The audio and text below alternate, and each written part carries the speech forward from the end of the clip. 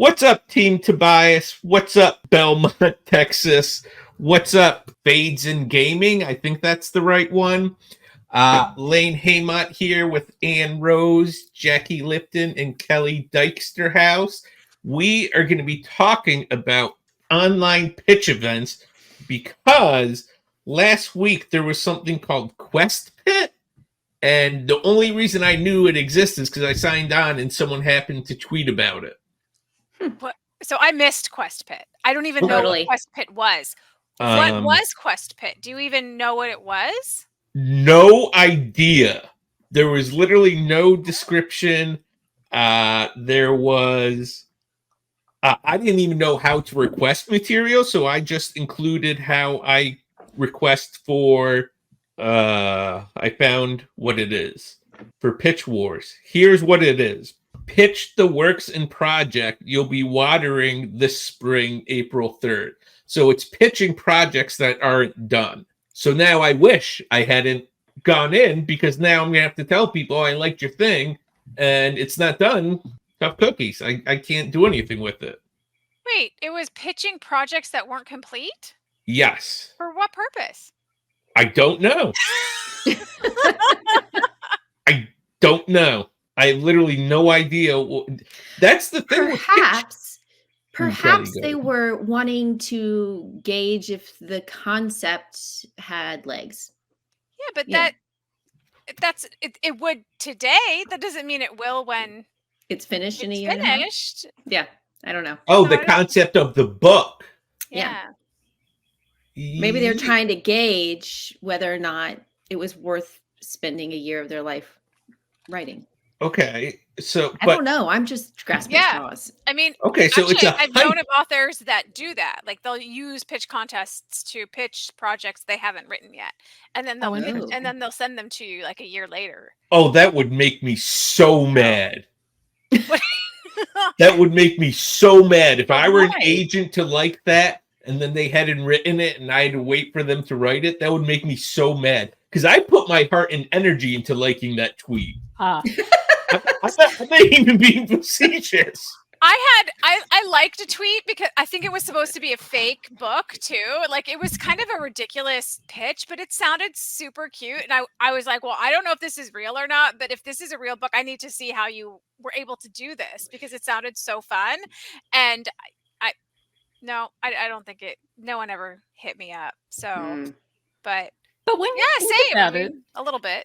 Like we always say, like when we go to conferences, we always say like, well, there's no time limit. Like you should query when the book is done. So how is that different from saying, well, do you like this concept? Yeah, send it to me when it's done. I mean, I don't understand why that's a big deal. I mean, I think on one level, I think it's because we send out projects that are done. And so it could be something we're looking for now.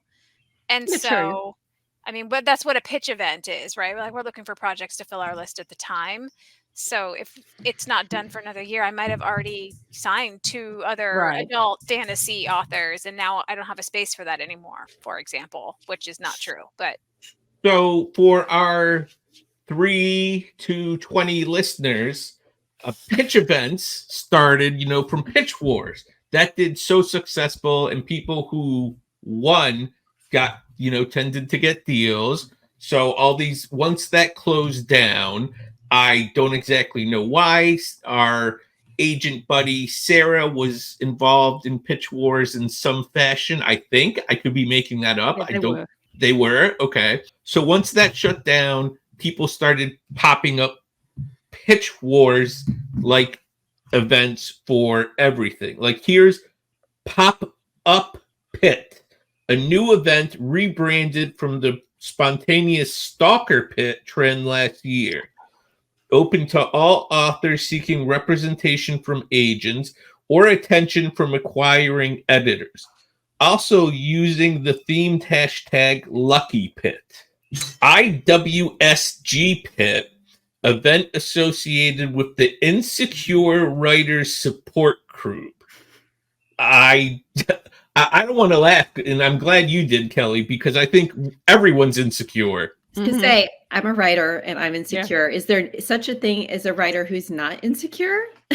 I think that was the point of it. I think that was, Okay. yeah, I Okay. think that's the point. Pitlight, authors only positivity vent, can also look for beta readers and critique partners using hashtags, looking for betas, and looking for CPs. I think that one is for only writers too, if that Okay. memory serves me correctly.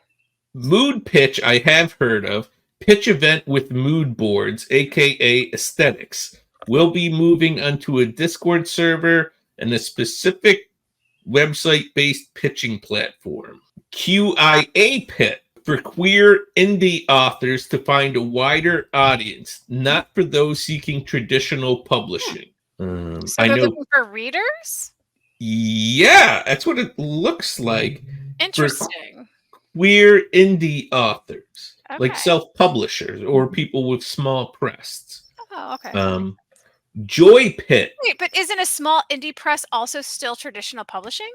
Yes, I think so. That's what I would consider it. I think maybe in the indie world, traditional publishers, they mean the big five. I don't think so. I don't know. know. I think they mean anyone that is a publisher. I mean, Maybe. that's what I've seen, Yeah. but Although you don't necessarily need to find an agent if you're working with, like, say, small literary publishers. They'll generally accept unagented submissions. So maybe it's that kind of market. Yeah. So then there's Joy Pit for unagented authors of feel-good fiction and nonfiction. Small Pitch to help unagented authors find a home for their work at small indie presses. Repit to help writers find beta readers. you There's missed some. There's Dark Pit, which is all I dark. There's I know Dis Dark Pit. I know Jason Pitch Dis for disabled writers. There's a Pit- lot of them. I guess. Yes, there is a lot. I have a web page of 1,000 of them. And I think the issue with so many is that they dilute their audience, their reach. For example, I had no idea Quest Pit existed, and I had no idea what it was until I just looked it up.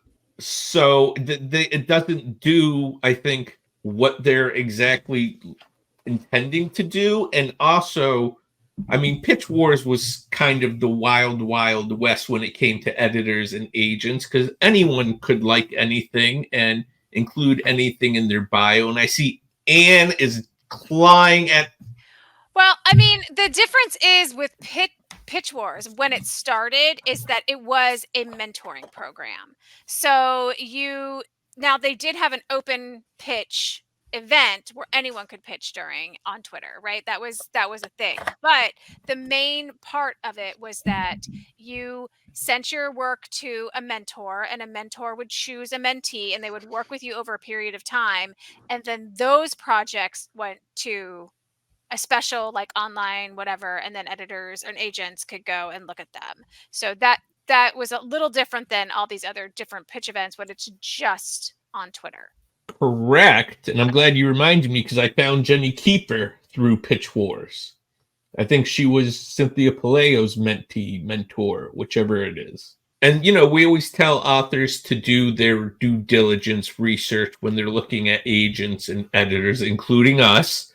And I just think those pitch events, especially the smaller ones, are too... I mean, I think it's very easy for agents and editors to stalk those and get them. I mean, I've seen plenty of agents who I know are schmagents liking 1,000 things and people signing with them. And I have this amazing agent. I'm like, oh, I wish I could reach out and say something, but that's not my place, not my business. And I don't want to get someone mad. And how did that not... Because I never was involved in when Pitch Wars was big and on Twitter.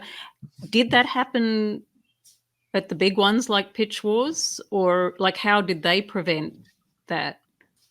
It absolutely did, but Pitch Wars tried to mitigate it, I think, by having a list of approved agents or agents that they had okayed. And, you know, there's plenty of normal, good agents. I don't want to say normal, very good agents that weren't on the list. I don't think I was on the list. But I think you mean, had to request to be a part of it, and it was on a private website, and pitches were posted with opening pages and synopsis, and then you could leave a comment if you wanted to have stuff sent to you. So, but you had to get like a approval so you could actually be on the website. Does that make sense? Yeah. yes. Okay. So I think that had much more control, and I know from talking with Natasha that a lot of the authors ended up getting deals or agents, and I think that's part of the problem, that people expected that stuff, and when they didn't, they got mad, and people would fight over that they didn't get a mentor or they got the wrong mentor. And I could easily be wrong, and someone will tear my head off for being wrong, but I think that was the issue when it broke down. Well, it must have been a tremendous amount of work too, because I mean, you know, agents aren't regulated and editors are coming and going all the time. And from what I know of friends who have been involved in pitch wars, no one was getting paid that I know of. So it's a lot of work. Mm-hmm. Just from speaking with Sarah, I know it's a ton of work, and they're fantastic at what they do, and they're an event planner, and they dedicated a lot of time to it, and for free. Yeah. And I know when people start to expect something from you, they get very nasty when they don't get it. So I can't imagine that kind of pressure and stress. Yeah.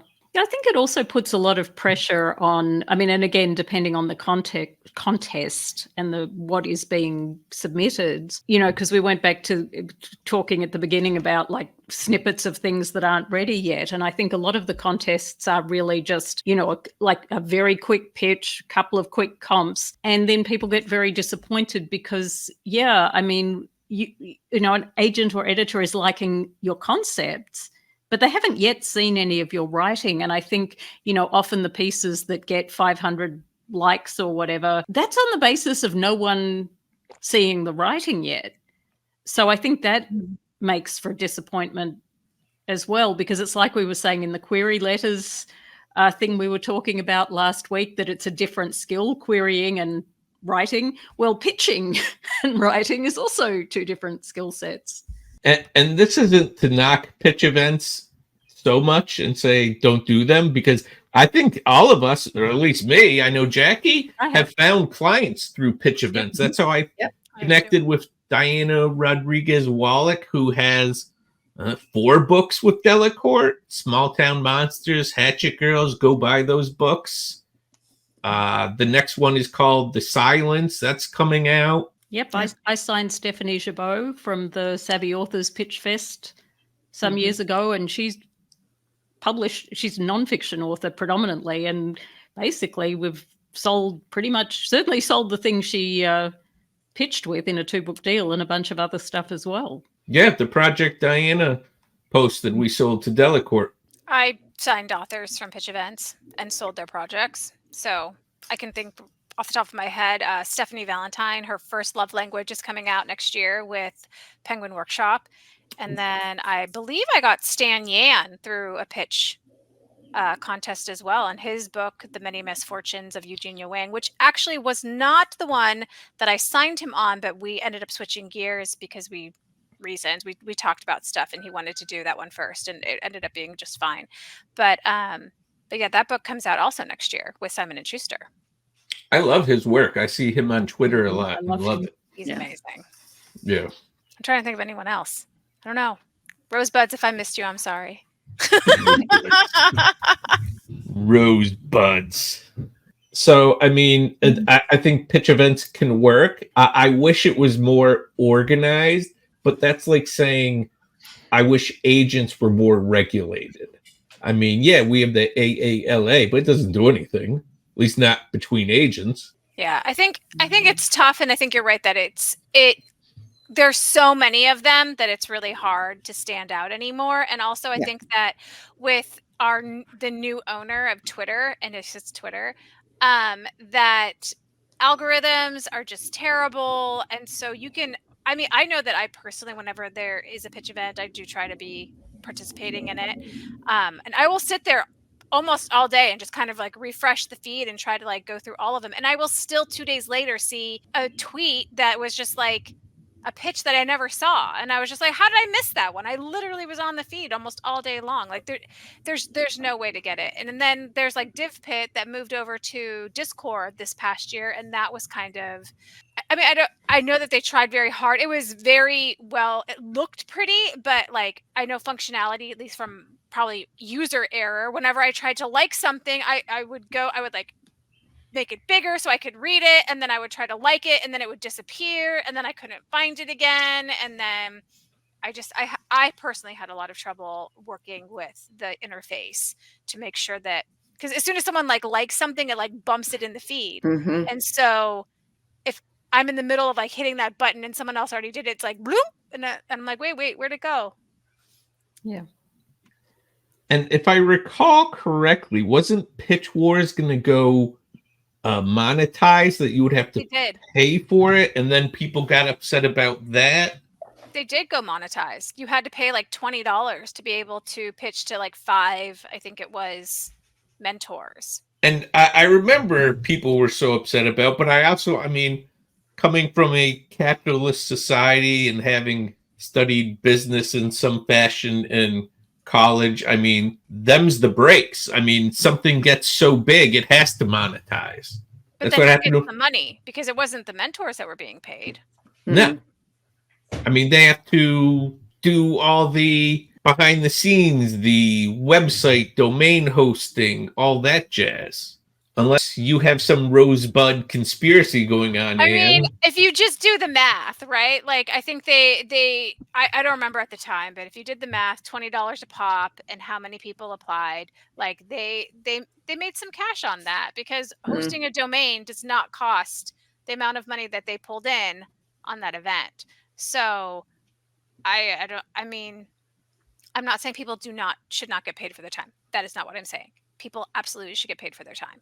But there was a lot of people that were doing work for free when they were pulling in a lot of cash. So at least that's what the numbers said. So, and one other thing I would say about, and it is kind of a little bit of a pet peeve of mine from way back, and I don't really know what the answer is, but when you have these pitch contests that editors and agents are participating in, and editors will be liking things and saying, I'd be interested to see this when you have representation. And then often the agents are getting these quite aggressive emails saying, well, these 5 editors said they want to see this when I have representation, so I need you to represent me so you can send this to these 5 editors.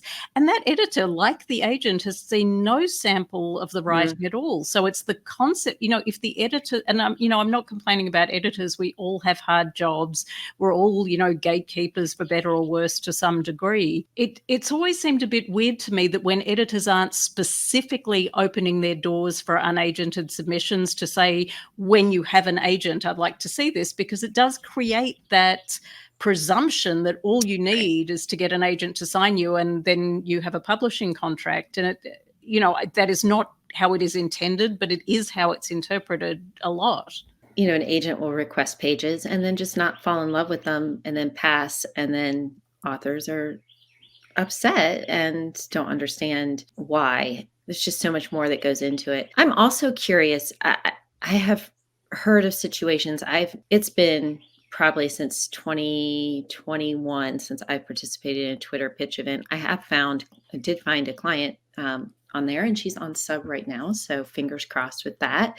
But I, have also heard one concern is that authors be taken advantage of by agents and people who are, out there. But there's also the issue of some of the pitches, the authors aren't really all that forthright. And, you can click a like on something that just because you're scrolling through, and then maybe the author is not forthright with actually who they are, and then it comes back on the agent. Why did you like that person? They're clearly appropriating the concept, and then you have to spend all afternoon apologizing, and then it makes you wonder if then it should be on you to research who you're liking before you like it, the pitch of it. It's just too much. And now actually I'm wondering how AI might play into that as well. Interesting. With all of these bots that are on there in Twitter, like how can you really trust that what you're liking is actually a real person and they're being honest about what they're writing? So as someone who blocked over 50 fake accounts today because they were liking posts of someone else I followed and I was tagged in a post and my notifications were full of these fake accounts. I mean, you could definitely tell that they were fake because it was the same picture of the same girl over and over again with just a slightly different name each time. But and it's not like authors haven't taken advantage of that, because there are cases, and I could talk about them, where authors have flamed out in spectacular fashion due to some problematic issue to only reappear as someone else on Twitter or Instagram. I can think of someone who was then outed again as the previous persona. So it's like you said, you have to wade through the pitches, and then you have to wade through the people. So I think it's too much time. I don't have that much time.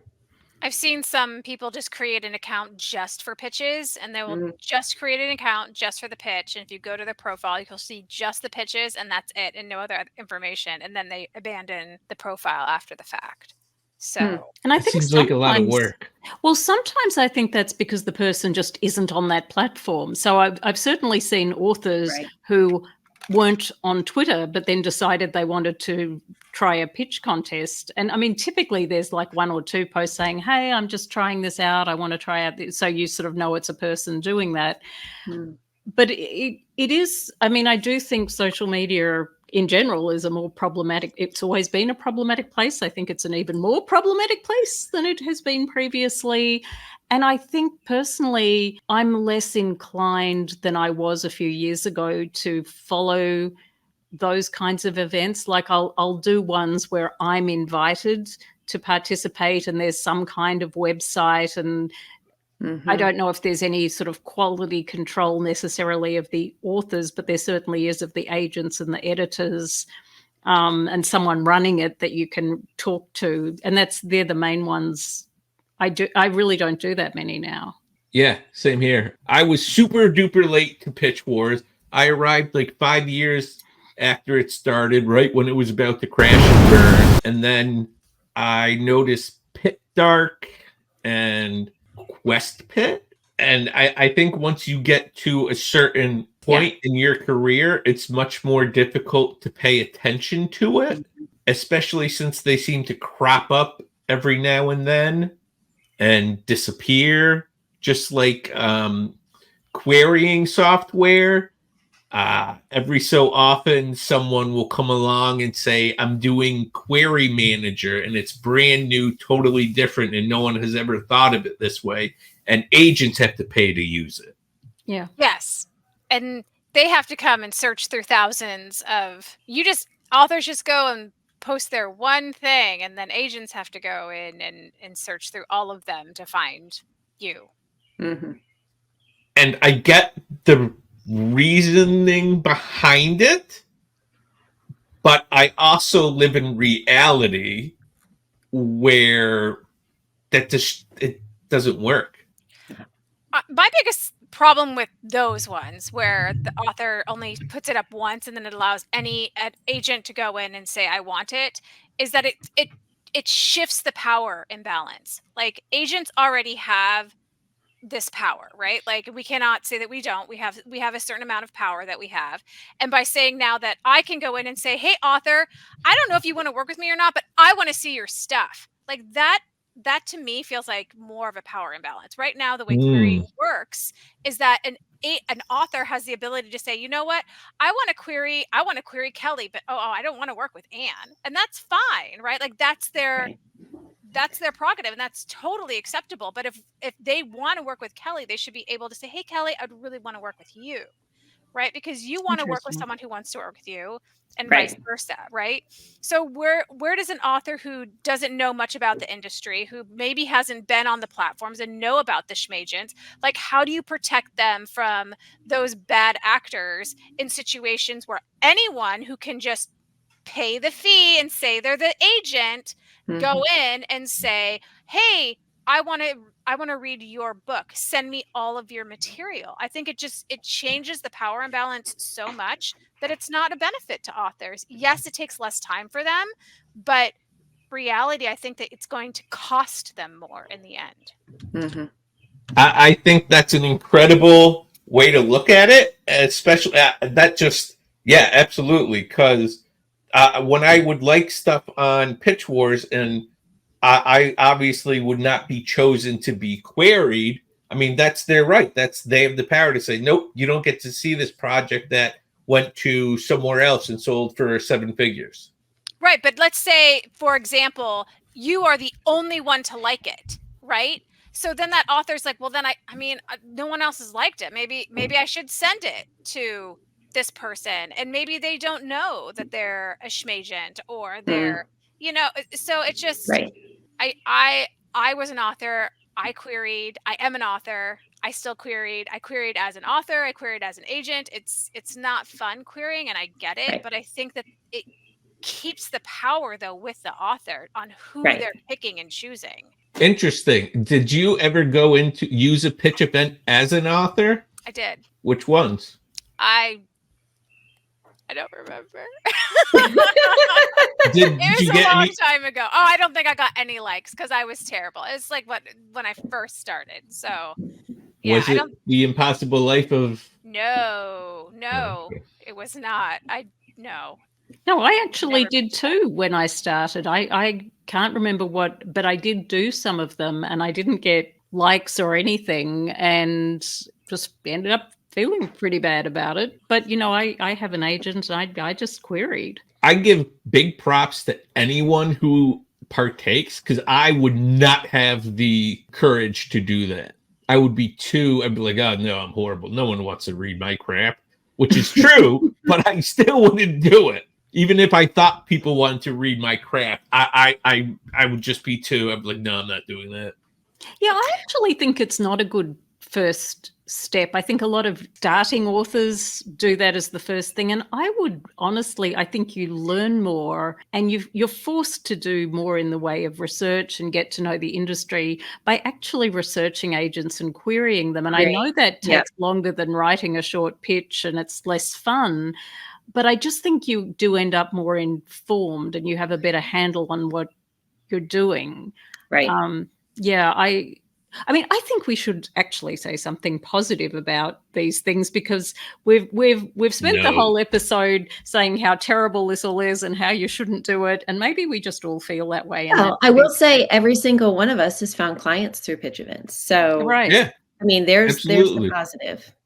I just wish I would know when they were and felt like I could trust them. I don't know. My time is so limited these days, and it's just and there's so many, and then I hear about them and I'm like, oh, that would have been cool, but I didn't know about it. And so it's You have to but be on we've all Twitter found to know clients. that they're there, but I you can't know. always be on Twitter. And so Right. I'm so rarely on Twitter these days, so it's hard. And I'm sure people are somewhere sitting saying we sound elitist and we're part of the gatekeeping system, but yeah, we are. And there's only so much. We can't spend all our time going through query pitches on Twitter. We have fiduciary duties to our clients. I have to call clients. I have to email clients. Okay, so final thoughts on pitch events? They can. I would say they can be beneficial, but don't use them as your only source of trying to reach an agent. I would, if you want to participate, then great, but I'd be spending most of your energy actually querying and working on your query. That's my advice. I'd say just keep your expectations in check both during and after the event. And I would not take if you don't get any likes in a pitch event, I would not read that as negative towards your work. I mean, No. There's some projects too that are just really hard to put into that 280 characters. Like Right.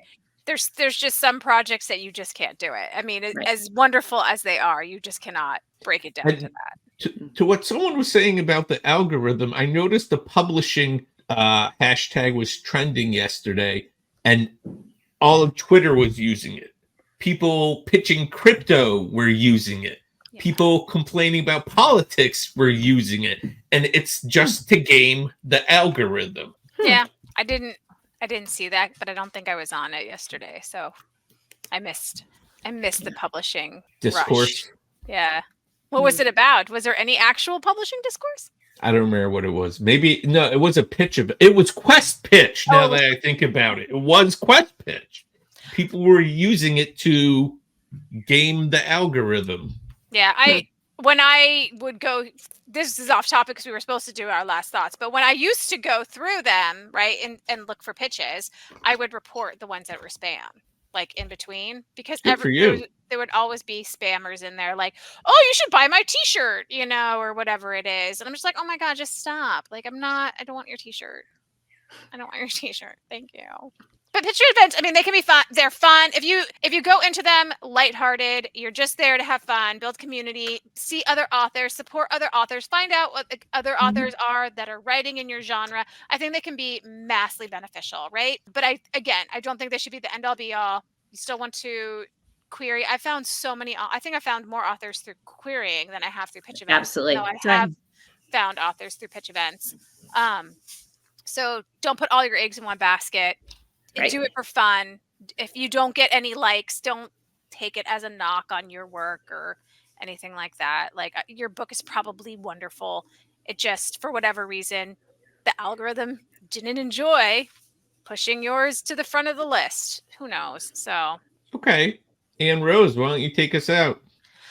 all right, that's another episode of The Literary Lens, and you are here with Lane Haymont and Kelly Dyksterhouse and Jackie Lipton and me, Anne Rose, and we will see you next time. Oh, make sure you like, subscribe, and leave us a comment. Tell us, what kind of topics you want us to talk about. And if you join our Patreon, we just recently had a really super fun open, what was it, like an AMA, where we got to sit down answering a lot of questions, so that was a lot of fun. So if you want to join, that's great. Helps us out, and we'd like to help you, and hopefully this is helping. I don't know. I'm tired. It's my dinner time. I'm hungry. So everyone go eat dinner. Have a great night.